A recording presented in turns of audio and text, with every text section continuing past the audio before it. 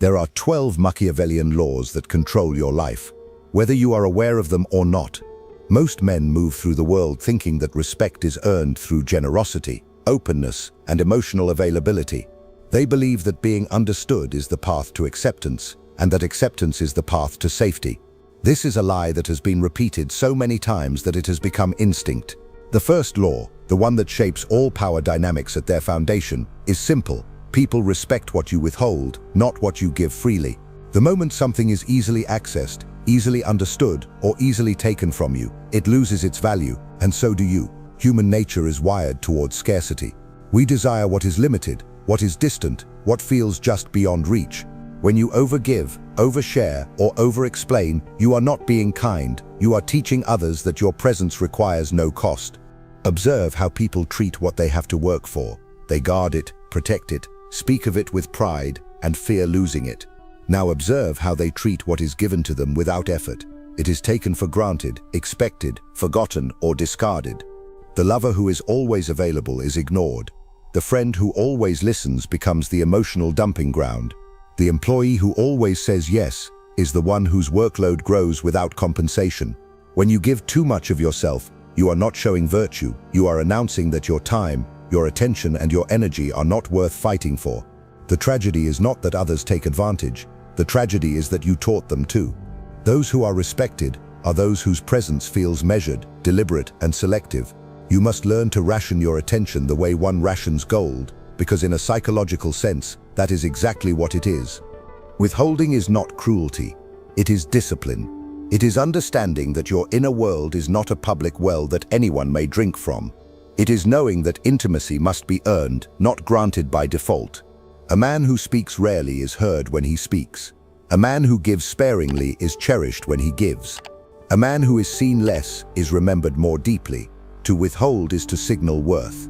This is not about manipulation. It is about understanding the fundamental mechanics of human valuation. When you withhold, you are not creating distance, you are creating gravity. Others orbit what they cannot fully grasp. They lean in, they wonder, they pursue, and in pursuit they reveal themselves. Meanwhile, you remain still, unshaken, untouched by their urgency. You do not chase, you allow yourself to be pursued. This is how respect forms, not through effort, but through presence controlled with precision. But power is not only stored in what you keep hidden, it is reinforced by what you choose to reveal. This leads to the second law. Never show your full strength, only enough to warn. The world has a strange relationship with power. People do not fear the punch already thrown.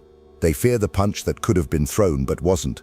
They respect the power that is implied, restrained, held in quiet readiness. When you reveal the full extent of your ability, people stop imagining how far it could go. They stop wondering. They stop fearing. You turn yourself into something measurable, and what is measurable can be challenged, compared, surpassed. The strongest force in power dynamics is not dominance. It is unpredictability. It is the sense that there is more beneath the surface than what is currently being shown. When you only show enough strength to hint at what you are capable of, others begin to calculate around you. They hesitate to provoke you. They speak more carefully. They watch your reactions. They respect not what they have seen, but what they have not. This is the strategy of kings, generals, and those who understand command.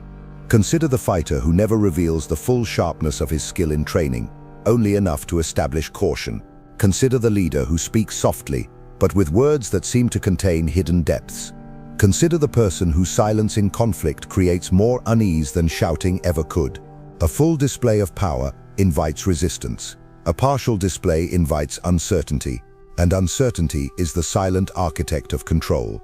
To master this law, you must become comfortable with holding back when your ego wants to prove itself. You must learn to walk away when others expect a reaction. You must be able to see the long game clearly enough to ignore the temptations of immediate victory. True power is not proven, it is suggested.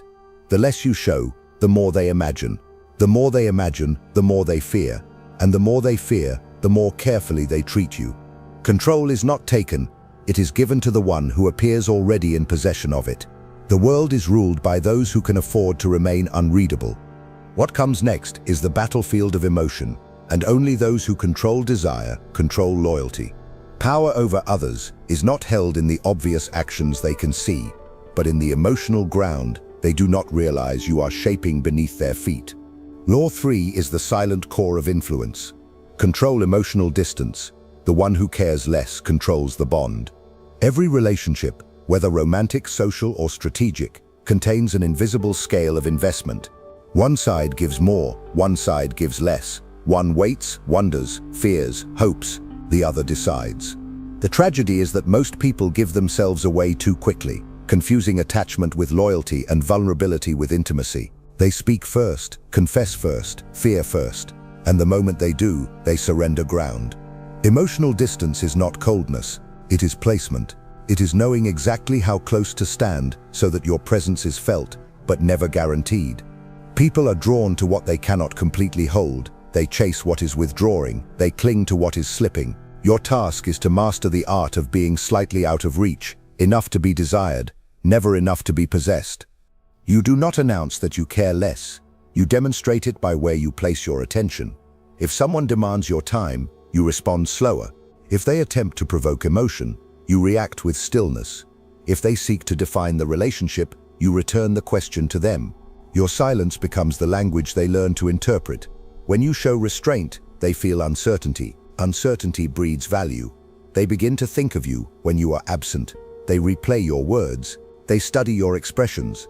They attempt to understand you because something in you remains unclaimed.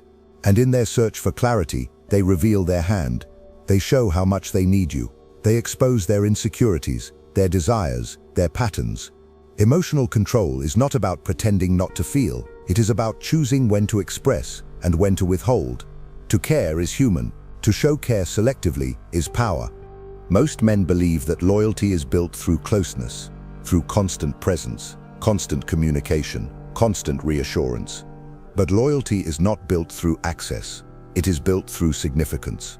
When your attention must be earned, its arrival feels like victory. When your presence is selective, its appearance feels like privilege. People value what they fear losing, and people fear losing what they never fully possess. The moment they are certain of you, the dynamic dies. The moment your emotions are predictable, the bond is no longer balanced. The one who cares less does not love less. He loves with discipline. He loves without surrendering his selfhood. He loves without collapsing into dependency. This is the difference between attachment and command. One drowns, the other navigates the waters while remaining dry. And just as emotional distance creates value, so too does the illusion of warmth create openings for advantage. This brings us to Law 4. Appear friendly, but never trust warm smiles. The world mistakes friendliness for sincerity, but the two rarely align. Warmth is a tool, a costume worn to soften defenses and disarm suspicion.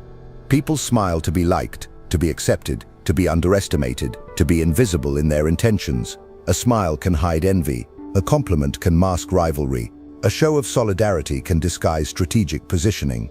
To survive in any arena of influence, you must learn to separate gesture from motive. Trust only patterns. Trust only consistency.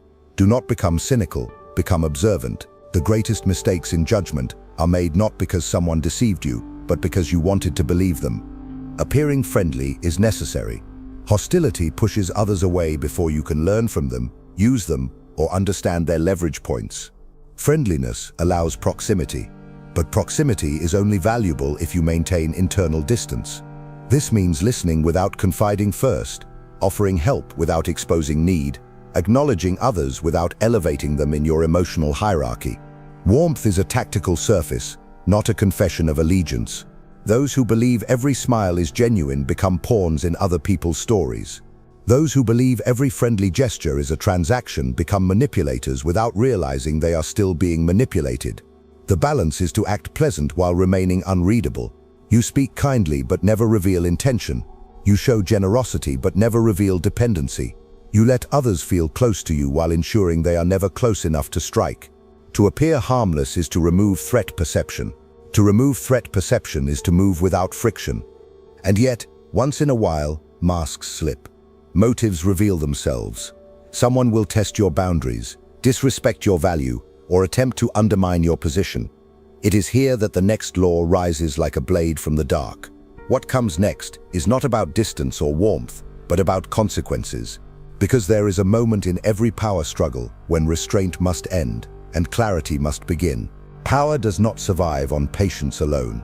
Eventually, someone will test the limits of your restraint, assuming your silence is softness and your calm is submission. Law 5 is the turning point where distance becomes definition. Punish once and punish decisively. A punishment is not merely a reaction to offense, it is a message to every witness, spoken or unspoken, about the consequences of crossing you. To correct someone gradually is to teach them that your boundaries bend. To give multiple warnings is to imply that you are negotiating your dignity. People do not learn from mild correction, they learn from unmistakable impact. When someone disrespects you, they are calculating your response. If that response is weak, ambiguous, or delayed, they conclude that they can continue without consequence. And once they conclude that, regaining authority becomes nearly impossible. A decisive punishment must be clear, memorable, and final. Not a spectacle, but a demonstration. It must show that you are not to be provoked twice. To punish once is to ensure there is no need to punish again. Consider how predators maintain territory. They do not roar endlessly. They strike once, with precision, and the memory of that strike echoes longer than any threat could. A leader who corrects behavior through subtle reminders and emotional explanations is simply teaching others how to wear him down. A leader who delivers a single sharp consequence sets a boundary that is felt. The key is to remove personal emotion from the act. A punishment driven by rage is sloppy, impulsive, and easily criticized. A punishment delivered with calm is terrifying. It shows that the action is not about spite, it is about law. You do not shout, you do not justify, you do not argue, you enact the consequence and then you return to silence. Your silence is what tells the world that the matter is no longer up for debate. People fear what they cannot negotiate with, they respect what they cannot sway, and above all, they remember the sting of being wrong about you. But understand this clearly, a decisive punishment is final. You do not punish, then reconcile. You do not punish, then apologize. You do not punish, then explain. To do so would undo the entire effect. A punishment is not a conversation, it is a conclusion. When you act decisively, you are not trying to change the offender, you are establishing the price of disrespect. If others learn that price, you rarely have to enforce it again. Those who punish repeatedly are simply signaling that their punishments are too weak to matter. Those who punish inconsistently are signaling that their emotions control them, not their principles. A decisive punishment is based on a standard that does not move. When someone crosses the line, you end the discussion permanently. The world quietly reorganizes itself around those who cannot be tested twice. This brings us to the next law, which shapes not how you act in conflict, but how you prevent conflicts from arising in the first place. Law 6. Never argue. Influence through silence and presence. Arguments are the currency of the powerless. To argue is to attempt to prove your worth to someone who has not granted it. The moment you raise your voice, defend your character, or explain your motive to someone who has already chosen their interpretation of you, you are already losing. People do not listen to arguments to understand. They listen to arguments to confirm the beliefs they already hold. The harder you try to explain yourself, the more desperate you appear, and desperation is death to authority. The strongest men do not win through debate. They win by being the one whose silence others cannot ignore. Silence is not absence, it is pressure. It forces others to fill the space with their own assumptions, their own insecurities, their own fear of being wrong. Presence is not about being loud, it is about being undeniable. When you do not argue, you force the other person to confront the emptiness of their reasoning. When you do not react emotionally, you reveal how much the situation matters to them and how little it matters to you. And the one who cares less, once again, controls the bond. Silence allows your enemies to expose themselves. They will talk more, reveal more, justify more, ask more, chase more. You observe, you gather information. You learn their patterns, their motives, their weaknesses. Arguments waste energy, silence stores it, presence directs it. A man who can influence a room without speaking is a man who has crossed the threshold from defending authority to embodying it. To master this law, you must become comfortable letting others misunderstand you. Let them misinterpret your intentions. Let them question your loyalty. Let them underestimate your capacity. Their projections do not change your position. They reveal it. You are not here to be understood. You are here to be recognized. A man who needs to be understood seeks validation. A man who does not need to explain himself has already accepted the cost of walking his own path. And that is why others follow him. They feel his gravity, even in silence. They shape their tone in his presence. They measure their words. They adjust themselves without realizing they are doing so. That is power without force. That is command without exertion. And now we move toward the law that determines how your influence travels when you are no longer even in the room. Power extends beyond the moment. Influence means nothing if it disappears when you are not present. Law 7 is the architecture of enduring authority. Build a reputation that works while you sleep. A reputation is a shadow that precedes you, a whisper that enters rooms before your footsteps arrive. It determines how others speak of you when you are not there to correct them. Weak men attempt to control respect through constant involvement, always explaining themselves, always negotiating, always performing. But power is not earned through motion, it is earned through consistency. Your reputation is not who you are in your strongest moments, but who you are repeatedly. It is formed through patterns others can observe, through traits that cannot be faked under stress. A man may pretend to be confident for a day. He may disguise cowardice in noise and bravado. But when pressure builds, when outcomes matter, when risk sharpens the air, the truth of his character shows. Your reputation is built precisely in these moments, when your reaction is seen. To construct a reputation that endures, you must choose the qualities you wish to be known for, and then live them without contradiction. If you want to be respected, you must speak with calm when others panic. If you want to be taken seriously, you must act sparingly, only when action is necessary. If you want to be seen as powerful, you must remain unmoved when others seek your reaction. People remember how you behaved when the room watched you, but they remember even more how you behaved when you thought no one was watching, because someone always is. Reputations are not declared, they are discovered. The world assembles the conclusions on its own. The less you explain yourself, the stronger the conclusions become. If you must tell others who you are, you have already failed. A reputation is never built through words, it is built through absence. You are not respected because you demand respect.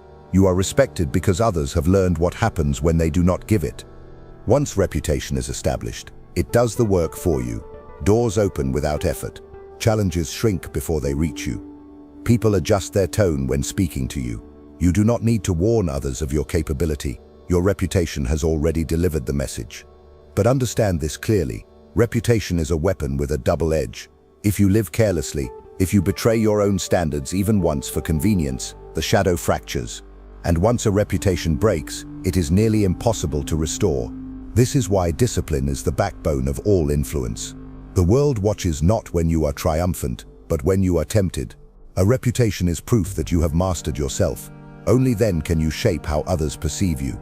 At this point, the conversation shifts from perception to decision, which brings us to Law 8, always choose advantage over morality. Most people are trained to believe morality is a universal law that stands above personal interest. But morality is not universal. It is cultural, it is situational. It is applied when convenient and ignored when inconvenient. And it is almost always enforced by those who benefit from your compliance. Morality is how the powerless are taught to police themselves. It is a structure that rewards obedience and punishes independent judgment.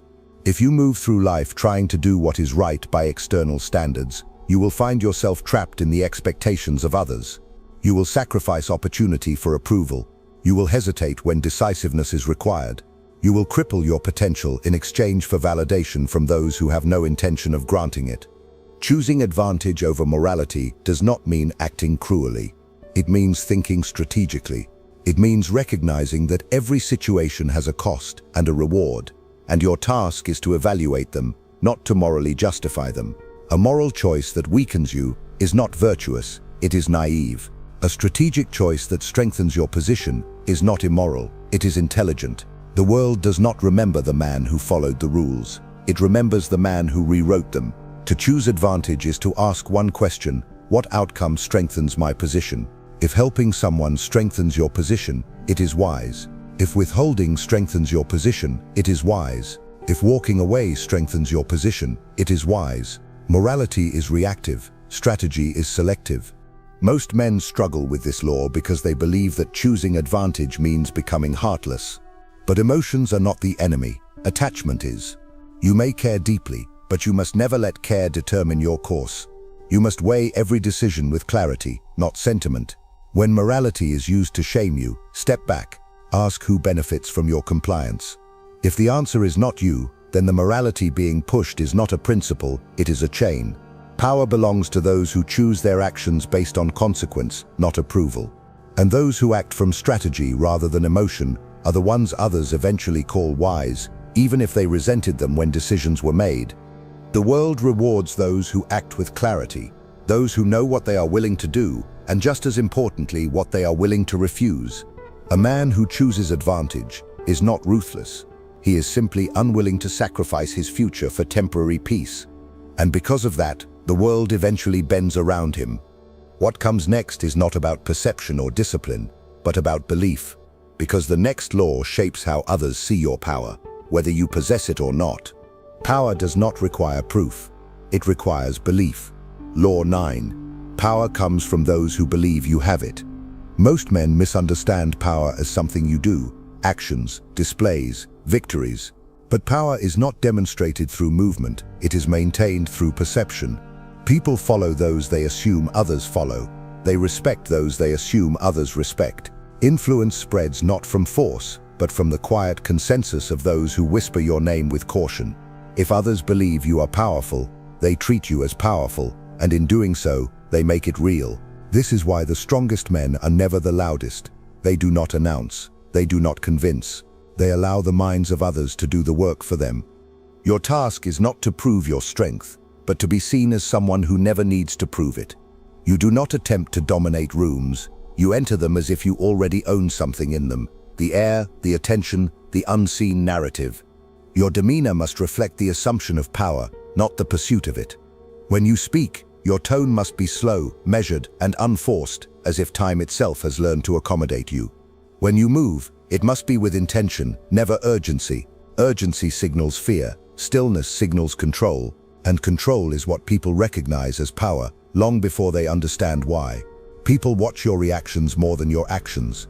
If you remain unshaken where others flinch, if you remain calm where others panic, if you remain quiet where others shout, they conclude you know something they do not. And that conclusion is where belief begins, and belief is where power originates. The most effective leaders do not command loyalty.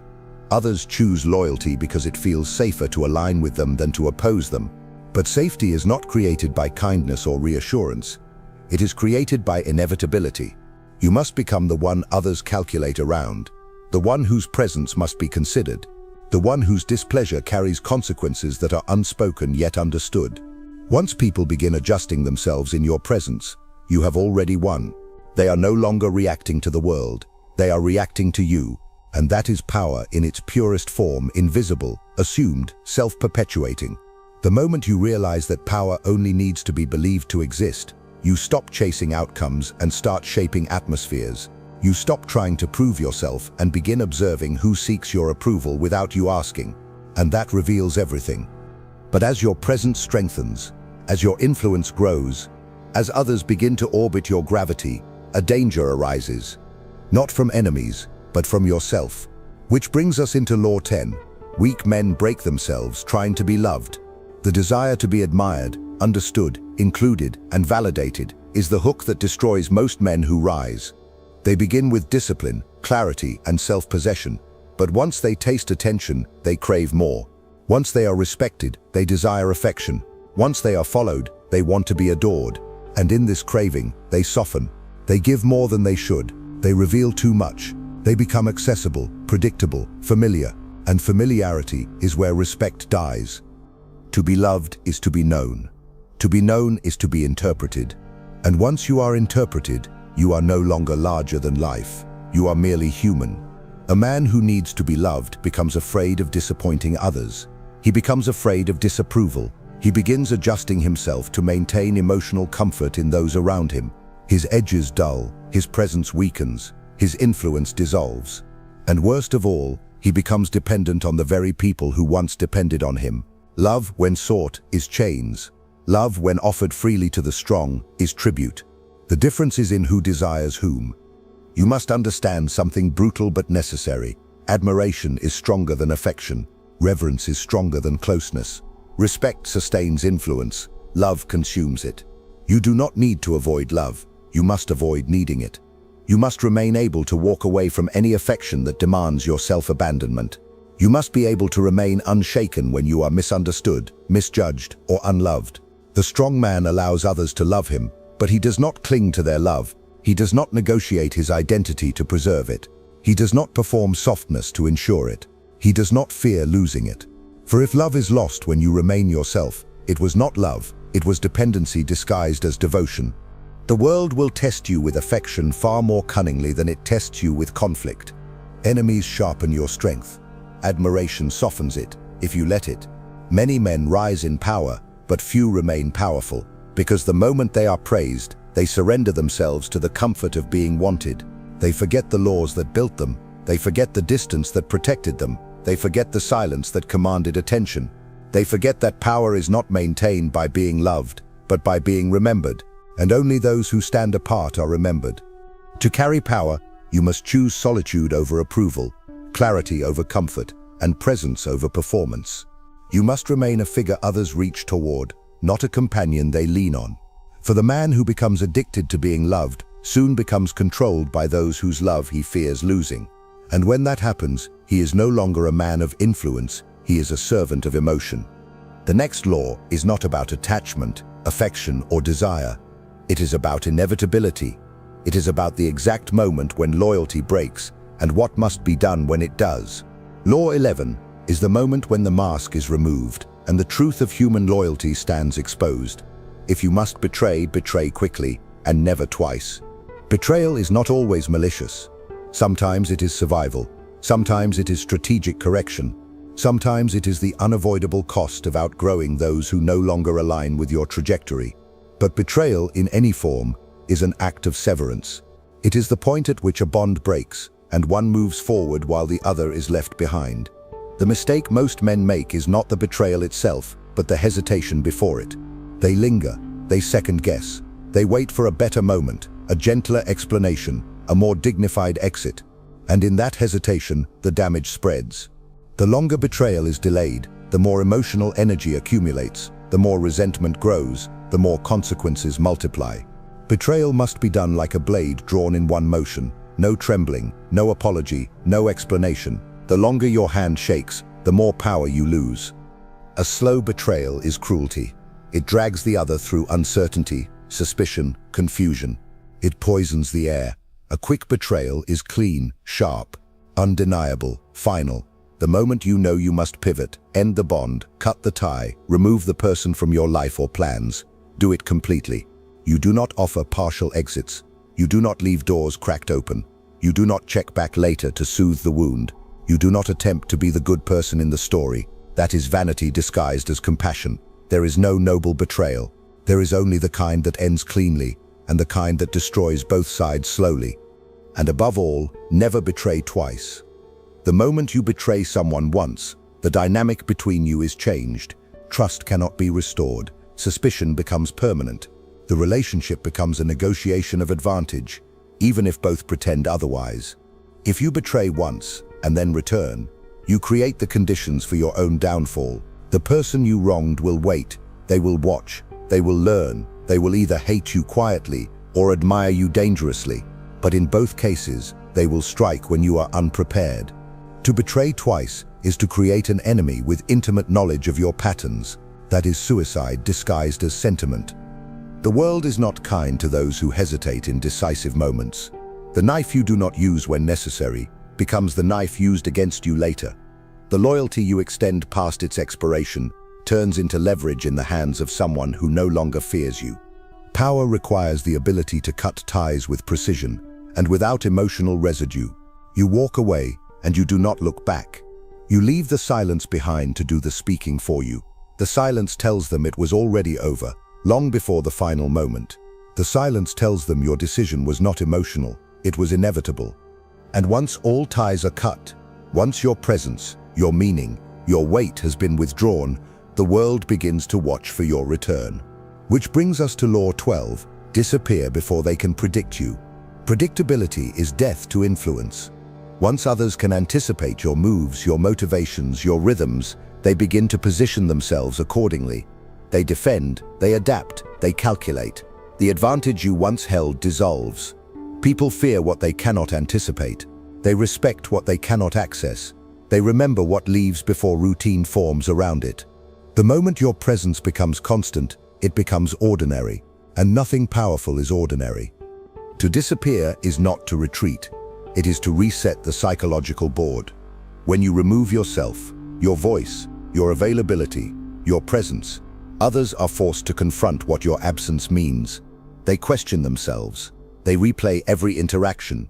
They search for your intention. They wonder whether they misread your silence or underestimated your discipline.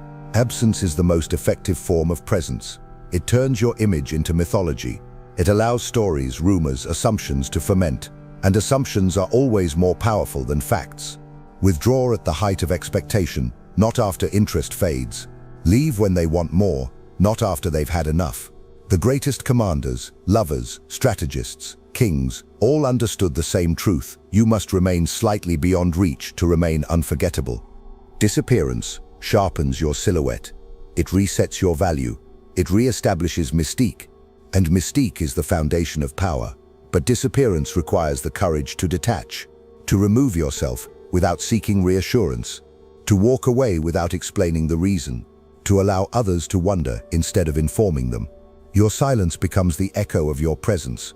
Your absence becomes the reminder of your importance. The world cannot chase what does not linger, and the world only desires what is slipping away.